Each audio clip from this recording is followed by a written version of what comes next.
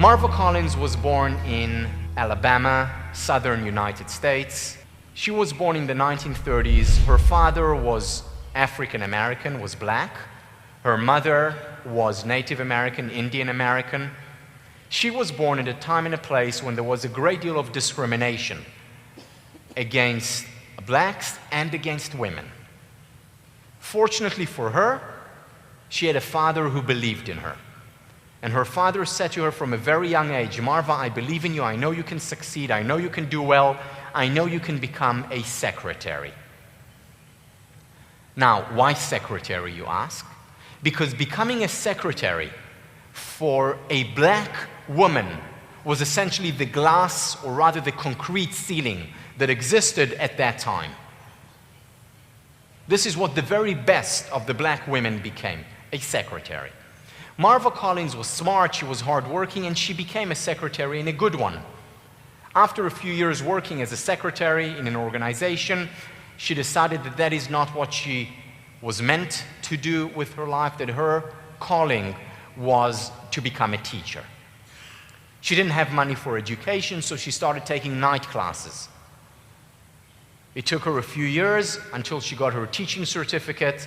At that time, she got married and with her husband moved to Chicago, where she joined the public school system in inner city Chicago. A place that, in her words, was full of crime, drugs, and more than anything, hopelessness. The hope that the teachers had for the students was to keep them in school for as long as possible. Why? So that they don't join street gangs at the age of 15, so that they don't start doing drugs at 14, so that the girls don't become pregnant in their teens. Let's keep them in school for as long as possible. Many of the teachers considered the students to be unteachable. Marva Collins comes into this reality and says things can be different. On her first day of class, she says to her students, she teaches first grade to fourth grade. She says to her students, "We are going to do a lot of believing in ourselves." She says, "I know you can succeed. I know you can do well. I expect a lot from you." And she makes them work hard. She tells them, stop blaming the government, stop blaming your parents, stop blaming your teacher. Take responsibility for your life. I know you can succeed. And miracles begin to happen. These students, these unteachable ones, at the age of 10, are reading Shakespeare, Emerson, and Euripides. These unteachable ones, in fourth grade, are doing high school mathematics. Rumors begin to spread about Marva Collins. How could it be that her students are in class all day long, while the rest of the students are running around the school? She must be using some force. This was the 50s and 60s. Marva Collins has enough of these rumors. She leaves the school system, opens up her own school, in her own home, in her own kitchen. Initially with 8 students, 2 of them her own children. Gradually, more and more students come. Initially, all the students that come to her school are public school dropouts. In other words, Marva Collins is their last opportunity, their last chance before the street. As there are more students, she has to move into a hut, a shack in Chicago, freezing in the winter, scorching hot in the summer, but they're driven by their passion, by their belief. And the miracles continue. Every one of Marva Collins' students, with no exception, graduates from elementary school.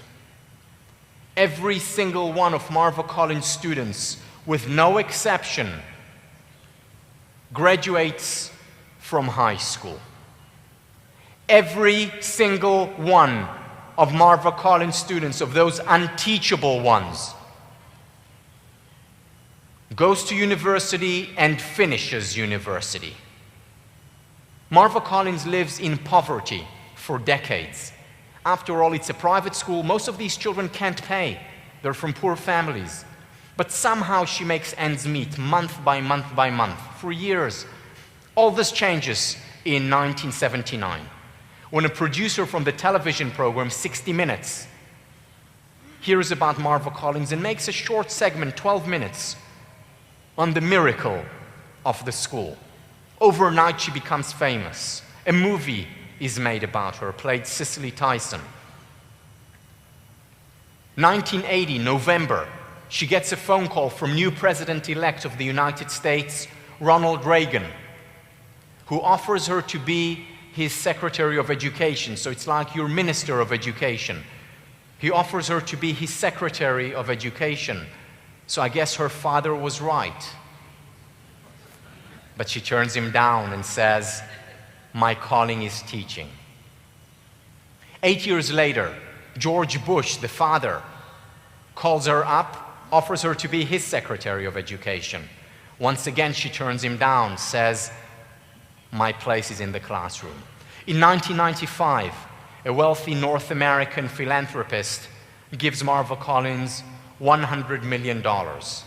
And back in 1995, $100 million was a lot of money. Marva Collins opened schools throughout the United States where thousands of students come and learn, where hundreds of teachers from all over the world come and observe the miracle taking place day in and day out. This is her book. For all those of you interested in education, if there is one book you want to read, read this. For all those of you interested in parenting, and there is one book you want to read, read this.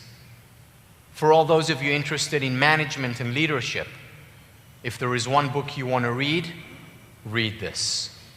For all the rest of you, if there is one book you want to read, read this. So what's her message? First of all, high expectations. I know you can do well, I know you can succeed, I believe in you. But it's not detached expectations, it's grounded positivity. Marva Collins would never tell a child with no potential for writing that she's the next Shakespeare or George Eliot.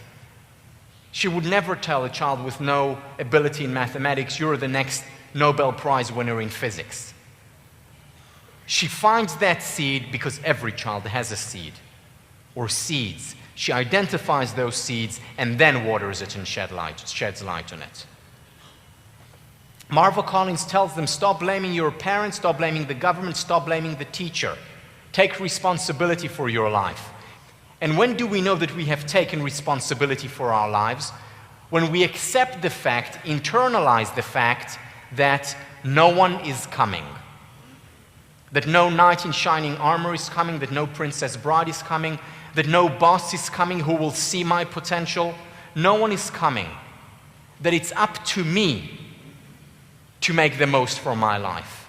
And when I accept that no one is coming, that's when I internalize real self-responsibility. That's when I'm ready to truly develop healthy sense of self, healthy self-confidence.